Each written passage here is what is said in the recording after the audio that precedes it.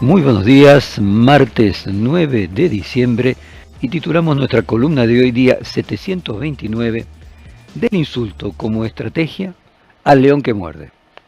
En tiempos del regreso de Perón en 1973, el conductor del justicialismo dijo a la prensa que volvía hecho un león herbívoro. El general quería despejar miedos sobre los opositores, se planteaba como un unificador de la nación que buscaba traer paz y reconciliación. Milei este año dijo que dejaría de insultar para empezar a discutir ideas y que sus opositores no tengan la excusa de criticar sus formas para debatir el fondo de su propuesta.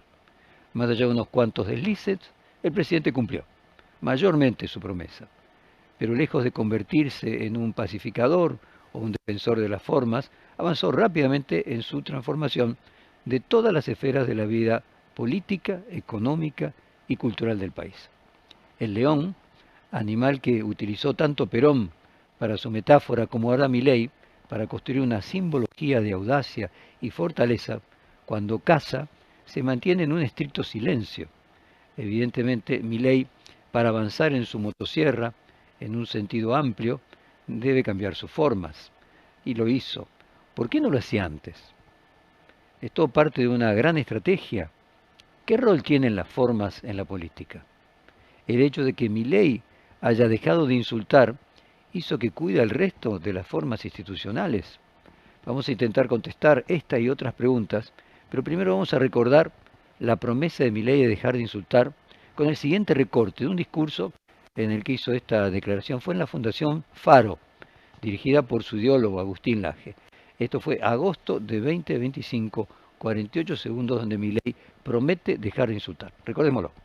Voy a dejar de usar insultos a ver si están en condiciones de poder discutir ideas, porque yo creo que discuten las formas porque carecen de nivel intelectual suficiente para discutir las ideas. Había un señor que fue presidente, era un insultador serial, le decían el loco y fue el que transformó la educación argentina. El señor se llamaba Domingo Faustino Sarmiento. Según este conjunto de abanderados y exquisitos de la forma, lo hubieran directamente condenado a la hoguera. La dictadura de las formas, vamos a enfrentarlos respetándoles sus formas, así a ver si muestran tener nivel intelectual para poder darnos la batalla en las ideas. Lo único que hacen es, como no pueden responder en las ideas, se apalancan sobre las formas. Ahora le estamos lanzando un desafío a abanderados de la forma. Ahora vamos a usar las formas que a ustedes les gusta. ¿Sabe para qué? Para que queden en evidencia que son una cáscara vacía.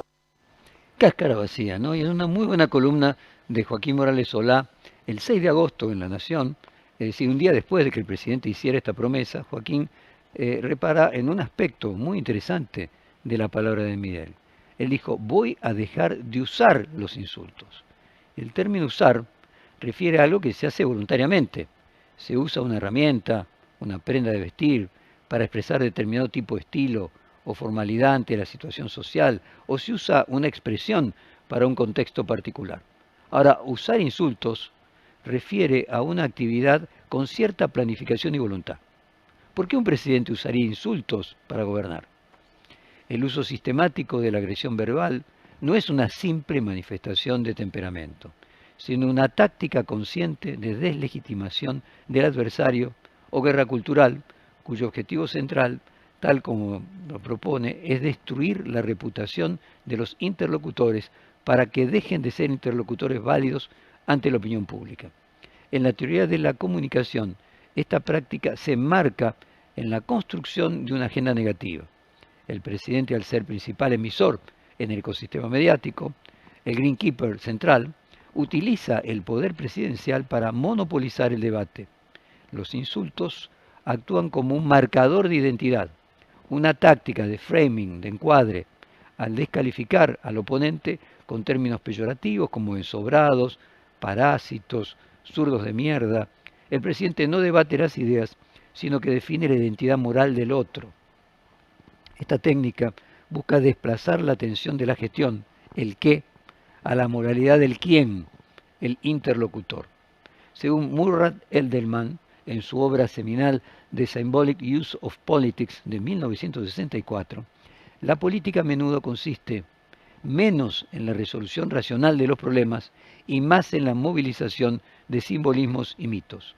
El insulto genera un simbolismo de corrupción, de incompetencia sobre el adversario, reforzando la narrativa presidencial de la batalla del bien contra el mal, o la gente de bien contra la casta corrupta. Desde esta teoría política, el uso del insulto desde la cima del poder es un ejercicio de poder discursivo y una estrategia de polarización afectiva. La presidencia transforma el espacio político en un campo de batalla, como lo conceptualizaba su genial Carl Schmitt en su definición de lo político y la distinción entre amigo y enemigo que luego utilizó de base Laclau. Al degradar políticamente a otros poderes, el Congreso, la justicia, la prensa, Milei ejerce una autoridad performativa que sitúa a la presidencia como el único polo de verdad. El objetivo es aislar al adversario y disciplinar a los propios. Si un sector de la oposición es constantemente etiquetado como corrupto o enemigo de la gente, cualquier crítica que emita se percibirá automáticamente por parte de los seguidores del presidente como un intento malicioso de desestabilización. Y esto se relaciona con el concepto de populismo, tal como lo define Jane Werner Müller en What is Populism? Es un libro de 2016. El populista afirma ser el único representante legítimo del pueblo puro, mientras que todos los adversarios automáticamente es parte de la élite corrupta o de la casta. Y por tanto sus opiniones no merecen ser escuchadas. La descalificación se vuelve así un mecanismo de purificación política. El insulto en este marco no es un error de comunicación, sino una función de gobierno, una herramienta para desmantelar la legitimidad de los cuerpos intermedios que podrían cuestionar o limitar la voluntad del Poder Ejecutivo. Comparando este aspecto de Milei con el de Cristina Kirchner, recordemos que durante sus gobiernos entre 2007 y 2015, las críticas a sus formas constituyeron un eje central del debate político y mediático, similar al que ocurre actualmente, aunque con matices diferentes en el contenido retórico. La principal diferencia es que si bien el fenómeno de Milei utiliza el insulto directo y desprecio performático, las críticas a Kirchner se centraban en su estilo autoritario, su monopolio de la palabra y lo que la oposición percibía como un uso faccioso de la cadena nacional para dirigirse únicamente a sus seguidores y estigmatizar a los críticos. Desde la teoría de la comunicación, su estilo se caracterizaba por lo que algunos analistas definieron como presidenta oradora, una líder que se comunicaba principalmente a través de largos discursos, a la performance discursiva, el uso estratégico de la cadena nacional, que es un recurso institucional obligatorio, el uso intensivo del medio estatal, se lo criticaba por ser una herramienta para eludir la prensa independiente y evitar el escrutinio de los periodistas, rechazaba, por ejemplo, conferencias de prensa o reportajes. La oposición denunciaba que utilizaba la cadena no para informar sobre temas de interés nacional, su uso legal, sino para responder a las críticas y atacar a grupos empresarios, medios de comunicación, adversarios políticos, transformándolo en un mecanismo del Estado, en una herramienta de propaganda de descalificación, lo cual generaba el ruido comunicacional necesario para silenciar otras voces. Al kirchnerismo no lo criticábamos tanto por los insultos directos en esos temas, salvo que puso la foto de los periodistas para escupirlos en la Plaza de Mayo como actividad un 24 de marzo. Esa quizás fue el mayor exabrupto en su momento, sino la deconstrucción del interlocutor a través de la negación de la pluralidad política. El gobierno kirchnerista buscó simplificar el mapa político, ubicándose como la única fuerza que defendía el proyecto nacional y popular, mientras que la oposición, la prensa crítica, los empresarios que disentían, eran englobados bajo la etiqueta de la corpo o los poderes fácticos. Y esa retórica de la confrontación, inspirada en la lógica amigo, primero de Carl Schmitt y luego de Laclau, pero ampliada en el ámbito interno, deslegitimaba la crítica desde su raíz, ya que el desacuerdo no era visto como un elemento sano de la democracia, sino como un acto de traición al proyecto nacional. La crítica a sus formas era en el fondo una crítica a esta concepción de la política que marginaba la negociación y priorizaba la confrontación discursiva permanente para mantener movilizada y cohesionada a su propia base. En ese sentido, hay una misma forma de política, el populismo, con diferentes contenidos, ayer y hoy. El de Milei es un populismo más vulgar y el kirchnerismo intentaba no caer tanto en los insultos. Sin embargo, ambos tenían una forma de entender y transmitir la política bastante primitiva, estructurada en el pueblo, los argentinos de bien, la patria por un lado versus establishment o la casta por el otro. Volviendo a Milei, por otro lado, también podemos pensar que Milei insultó hasta que empezó la campaña electoral. Es decir, su anuncio fue un mes antes de las elecciones de septiembre en la provincia de Buenos Aires y 2 meses antes de la elección nacional. El presidente erosionó todo lo que pudo la credibilidad de sus adversarios políticos y de los periodistas que somos críticos del gobierno, y luego se dedicó a intentar captar los votos del centro derecha, que tiene más respeto por las formas. Sin embargo, es interesante cómo esto de falta de insultos sigue. Tal vez, al igual que el refrán perro que ladra no muerde, podríamos conjeturar que cuando Milei insultaba era un momento de debilidad, en el que no podía aprobar muchas leyes ni hacer grandes transformaciones, que se dedicaba a tratar de discutir la imagen de sus oponentes, porque era en lo único que podía avanzar. Ahora que triplicó la presencia en el Congreso y conquistó el apoyo inédito de Estados Unidos para el país, se dedica a obtener votos que le hacen falta para avanzar en todas las reformas estructurales que le hacen falta. Se podría decir entonces que ahora es un perro que muerde y por eso no ladra. Lo primero que hay que decir en este sentido es que Milei produjo un cambio grave en este país. Vetó leyes aprobadas por el Congreso, como la Ley de Financiamiento Universitario o la Emergencia de Discapacidad, que fueron refrendadas por el Congreso y no las está cumpliendo. Esto solo es una violación total del Estado de Derecho de nuestro país. Está pasando por encima de las instituciones democráticas argentinas y de la división de poderes. Lo hizo sin insultar a nadie y sin ninguna amenaza de agresión, pero representa un peligro y un paso hacia afuera de la democracia. Esto no significa de que no estemos en una democracia, ni nada por el estilo. Significa lo que dijimos con toda su gravedad, es decir, un paso por fuera de la democracia. Es eso, un paso, pero como hubo uno, puede haber otros mañana. En ese sentido, Milei no cumplió con su promesa. Dijo que dejaría de insultar para que se discutan el fondo de sus ideas. Se discutieron ampliamente en el Congreso, se decidió respaldar a la comunidad universitaria, a los discapacitados, perdió el debate, no lo acotó y evidentemente si le interesa el intercambio de ideas cuando sale validadas las propias pero no las otras, ese no es un debate. Por otro lado, ya desde el punto de vista de las transformaciones que la libertad avanza pretende para nuestro país, desde que dejó los insultos y fue revalidado en las urnas, empezó un avance en las llamadas reformas estructurales.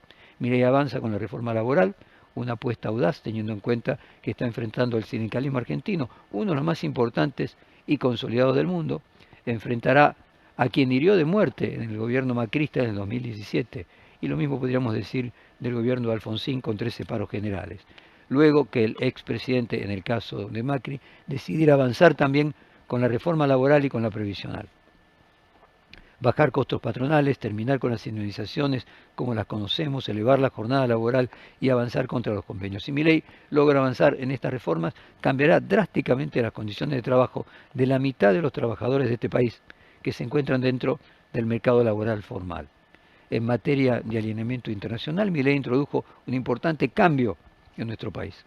Como nunca, Argentina es totalmente dependiente de Estados Unidos y lo acompaña en todas sus posiciones internacionales, muchas veces con solo la compañía de Israel. Este alineamiento total tuvo un costado beneficioso para Milei, que es el financiamiento de Besen, que llegó en el momento justo, el momento de la zozobra financiera que le dio estabilidad macroeconómica importante desde unas semanas antes de la última elección, que aún se mantiene con sus matices. Sin embargo, puede traerle dolores de cabeza para una economía que, como la nuestra, dependía de las exportaciones agropecuarias a China, y el nivel de rival de Estados Unidos con China ha crecido.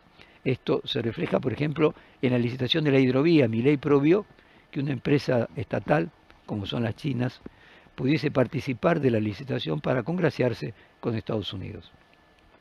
Y hace unos días Milei contestó también, sin insultar, que no le importaba que se cierren empresas, porque la apertura de exportaciones que traería el acuerdo de libre comercio con Estados Unidos iba a crear otras. Esto era natural y el aumento de competitividad haría que simplemente la gente despedida de una fábrica cerrada, se vaya a otras que abrirían por el libre juego de la oferta y la demanda. Todo con la mejora para los consumidores que tendrán mejores productos a mejor precio. Lo que hay detrás de estas palabras es una transformación brutal de lo que queda del tejido productivo local que emplea la mayoría de los empleados argentinos, que son las pymes. ¿De qué trabajará toda esa gente que se queda sin trabajo? Según Milei, no hay nada que temer, porque las ramas que no son competitivas absorberán a los empleados caídos, por así decirlo, mientras que la realidad del sector de la energía y minerales, que son los beneficiarios en esta Argentina actual, no emplea ni una décima parte de lo que emplean las pymes, que requiere ayuda estatal para competir con las multinacionales. Volviendo a la comparación con el kirchnerismo, hay algo que es inherente. Recuperar de lo que dijimos hace algunos minutos, que haya insultos o no, lo que está de fondo es que se intenta construir una cosmovisión en la que los debates políticos se dan de forma infantil, entre quienes quieren lo mejor para el país y quienes quieren destruirlo. Entonces las ideas propuestas son menos analizadas desde su beneficio, de su aplicación o la eficacia para resolver algún problema, sino por quién las dijo, quién es el interlocutor.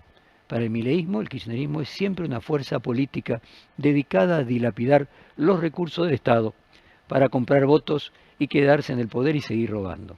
Para el kirchnerismo, los libertarios solo quieren entregar la patria a los poderosos y a Estados Unidos.